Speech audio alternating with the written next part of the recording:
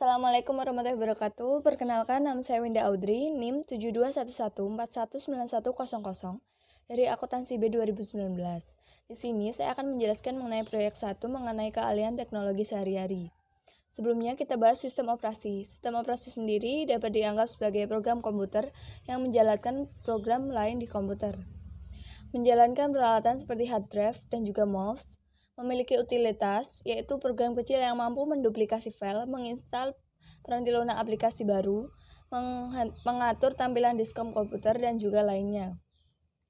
Ada dua, yang pertama ada Microsoft Windows, yaitu sistem operasi yang paling populer untuk mikrokomputer. Versi sistem komputer sendiri yang terbaru adalah Windows XP. Lalu selanjutnya ada sistem operasi yang lain. Microsoft sendiri bukanlah satu-satunya vendor yang menawarkan sistem operasi untuk mikrokomputer, melainkan ada juga Apple Computer yang membuat Mac OS X. Selanjutnya ada peranti lunak. Kebanyakan manajer dan profesional menggunakan kelompok produk Microsoft Office untuk menyelesaikan tugas-tugasnya, karena komunikasi sendiri merupakan tugas penting di semua organisasi. Penting untuk memahami bagaimana peranti lunak aplikasi berkaitan dengan para pengguna yang spesifik dan aman dari berbagai ancaman. Lanjut, yang pertama kita lakukan identifikasi. Pentingnya mengidentifikasi versi di perangkat lunak sendiri karena versi yang berbeda dari aplikasi lunak yang sama bisa saja memiliki fitur yang berbeda. Lalu selanjutnya ada pembaruan. Kebanyakan pembaruan sendiri di aplikasi akan meningkatkan efisiensi operasional aplikasi tersebut. Dan juga dari beberapa pembaruan ini dapat memecahkan masalah-masalah keamanan yang ada. Kita lanjut melacak perubahan. Banyak dari manajer dan profesional bekerja dalam tim virtual di kantor yang berbeda pada zona waktu yang berbeda. Dan mereka ini saling bertukar dokumen yang menggambarkan kerja tim, sehingga penting untuk mengetahui anggota tim mana yang membuat perubahan dan pada waktu kapan. Selanjutnya yaitu perlindungan kata sandi. Manajer itu mungkin memerlukan proteksi kata sandi pada dokumen yang dimiliki untuk menghindari pencurian dokumen yang dilakukan oleh hacker. Namun perlu diingat kata sandi tersebut, karena jika tidak mengingat kata sandi tersebut, kita sendiri akan kehilangan dokumen tersebut. Selanjutnya, virus dan spyware.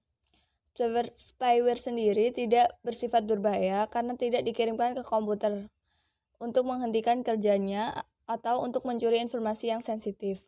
Sebaliknya, untuk virus dibuat untuk menghancurkan atau mencuri informasi pada komputer Anda, sehingga menyebabkan komputer yang dimiliki tidak berguna. Selanjutnya yaitu ancaman dan hoak. Yang pertama, organisasi-organisasi ternama sendiri berusaha keras untuk menjaga agar virus ini tidak tersebar dari situs web mereka.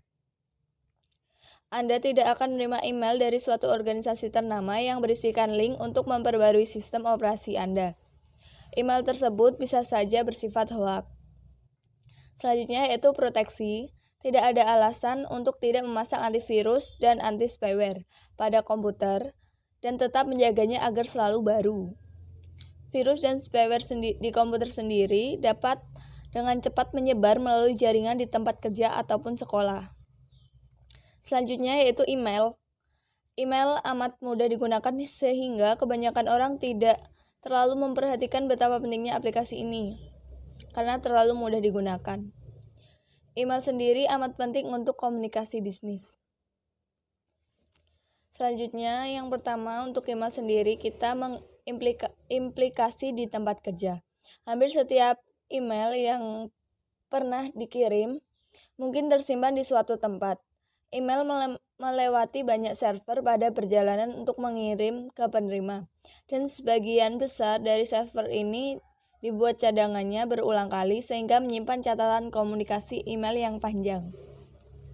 Selanjutnya ada etiket email di tempat kerja. Kebanyakan orang dapat mengekspresikan dirinya sebagai lebih baik melalui percakapan langsung dibandingkan melalui komunikasi tertulis.